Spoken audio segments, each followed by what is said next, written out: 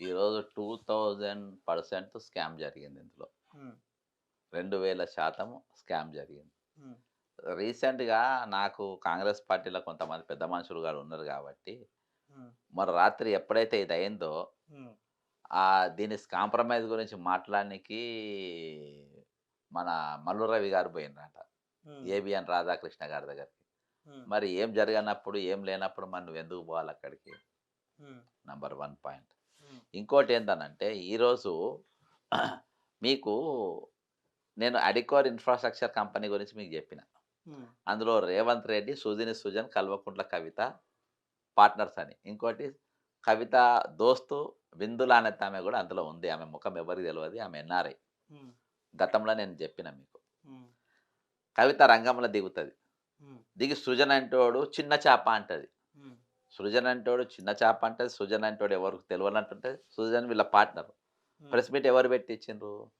రేవంత్ రెడ్డి పెట్టిండ్రు. హ్మ్. అవసరం లేకున్నా. మళ్ళా వాడిన పదాలు గూడా చాలా స్పష్టంగా, చాలా క్లారిటీతోని చెప్పుకున్నా.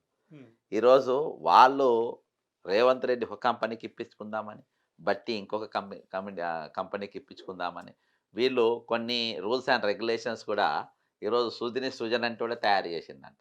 హ్మ్. కొంతమంది కాంట్రాక్టర్లు ఫోన్‌లు చేసి, "నువ్వు ఇలా పాల్గొనొద్దని" కూడా వాళ్ళని బెదిరించిందంట. హ్మ్. ఇవన్నీ చాలా ఉన్నాయి కాబట్టి దీనికి సిబిఐ ఎంక్వైరీకి పోతే బాగుంటది. ఈరోజు బాజాప్తా హరీష్ రావు గారు లెటర్ పెట్టినట్టున్నారు. హ్మ్. నేనే ఎంక్వైరీ చేపిస్తా అని స్వాగతం పలికినట్టు భట్టి గారు చెప్పినట్టున్నారు. హ్మ్. ఈరోజు కిషన్ రెడ్డి గారు కూడా ఎంతవరకు సిబిఐ ఎంక్వైరీకి పోతారనేది నాకు డౌటే.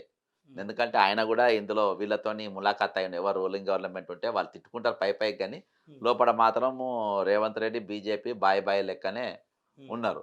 కాబట్టి దీనిపైన సిబిఐ ఎంక్వైరీ అనేది చేస్తే 101% స్కామ్ జరిగిందనేది అందరికీ తెలుసు. అందులో వాళ్ళు పక్కాగా దొరికిపోతారు. హ్మ్. దానితోని విషయం అంతా బయటికొస్తది.